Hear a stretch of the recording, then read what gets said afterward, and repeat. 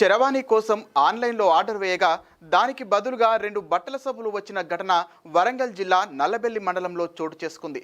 మండలంలోని బుచ్చిరెడ్డిపల్లి గ్రామానికి చెందిన బానూత్ నరసింహ తన కుమారుడు బానూత్ రాజేందర్ చెల్లెలి కోసం ఓ ప్రైవేట్ ఆన్లైన్ కేంద్రంలో మోటరోలా కంపెనీకి చెందిన 16,000 రూపాయలు విలువ చేసే చరవాణి ఆర్డర్ చేశాడు. కాగా గురువారం రాత్రి పార్సల్ ఇంటికి రావడంతో తండ్రి నరసింహ అనుమానంతో ప్యాకింగ్ తెరుస్తూ వీడియో చిత్రించాడు. అయితే ప్యాకింగ్ తెరవగా 2 బట్టల సబ్బులు రావడంతో కంగుతిన్న నరసింహ మోసపోయిన విషయాన్ని గమనించి కస్టమర్ కేర్కు ఫోన్ ద్వారా జరిగిన విషయాన్ని కంపెనీ నిర్వాహకులతో తెలిపినట్లు పేర్కొన్నారు. మాది గ్రామం బుచ్చిరెడ్డిపల్లి మండలం నల్లబెల్లి జిల్లా వరంగల్. నా పేరు బానూత్ నరసింహ.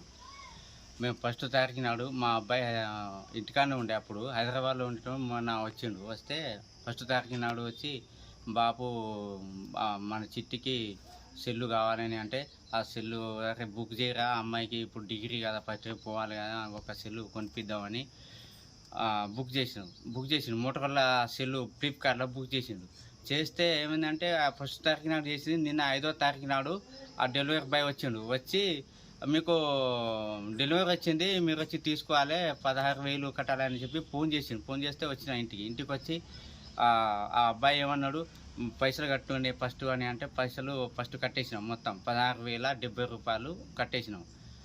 అయితే ఏమన్నాడు అంటే ఆయన ఏమన్నాడు, అట్లా ఇప్పొద్దు, వీడియో తీసుకుంటే ఇప్పాలి, ఇది అట్లా ఇప్పితే అట్లా ఏముండదో మనకు తెలియదు, మనం మళ్ళీ ఏమైనా చేయాలంటే మనకు ఇబ్బంది అవుతాయని చెప్పి ఆయనే అన్నాడు.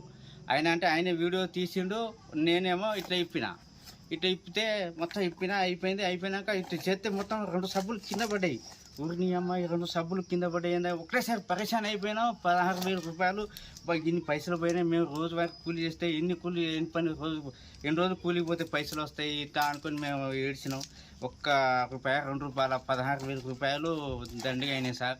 మాకు ఇట్లాంటి ఎవరిగా మరొకసారి జరగకుండా మాకు ఈ పైసలు వచ్చేటట్టు చూడాలి సార్. మేము పేదలం సార్, మాకు ఏమి లేదు సార్. మా అబ్బాయికి ఏమంటే పైసలు కట్టాలన్నా కూడా లేవు సార్ పైసలు.